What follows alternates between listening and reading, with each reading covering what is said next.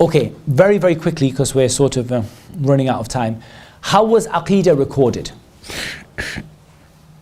In Islam, we have to have a history of how something was recorded, how something was written down. We can't just say that something appeared from nowhere. Or what will you do if you meet a professor of Islam who's not a Muslim, and he says, oh, your Aqeedah was all, the first time you guys talked about Aqeedah was in 256 years after the Hijrah, or in 242 years after the Hijrah. What are you going to do to answer that? You need to know the history of how Aqeedah was recorded.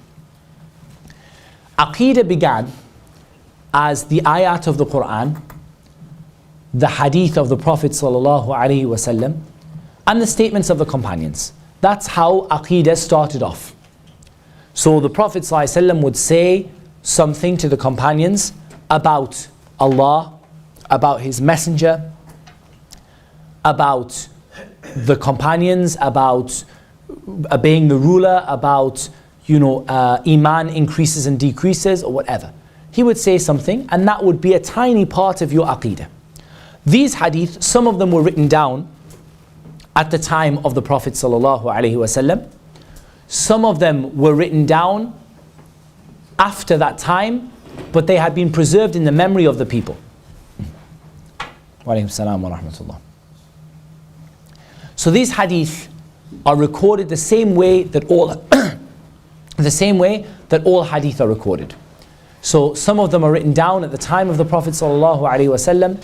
Some of them are written down later on, but all of them are preserved with chains, with narrators in memory.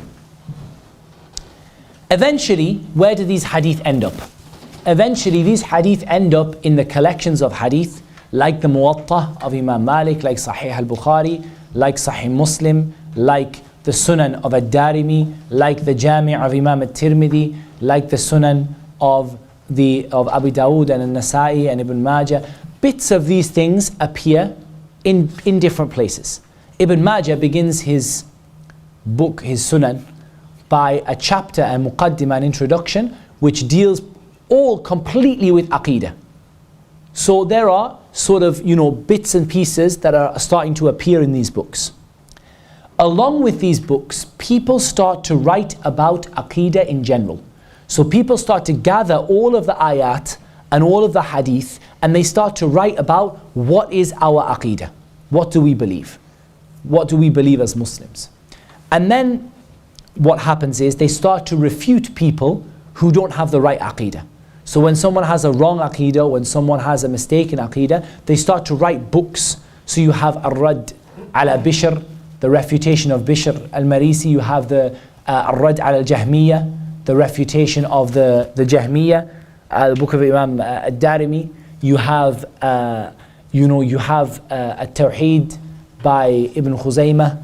You have these beginning books in Aqeedah. They're either a complete gathering of Aqeedah, like Usul al-Sunnah by Imam Ahmad, rahimahullah. And then you have these refutations start to appear. Ar-Rad ala Bishr, Ar-Rad ala al-Jahmiyyah, the refutation of the Jahmiyyah, refutation of the Qadariyah, and we're going to come to who these guys were later on today. In the latter years, or in the later years, books appeared about very specific issues of Aqeedah. Generally, any topic you write about, as history goes on, the books get more specific. So they start off being very general, like Usul al-Sunnah, like At-Tawheed by Ibn Khuzaymah, like very, very, very general and very, very simple books. And as you get on a bit further, the books start to become more specific. So somebody writes a big volume just about the Shia. Someone writes a big volume just about the companions. Someone writes a big volume just about what we believe about Qadr. Somebody writes, and the books start to become much, much, much more specific and much larger and much more detailed. And there's a reason for that, which we're going to sort of cover in a moment.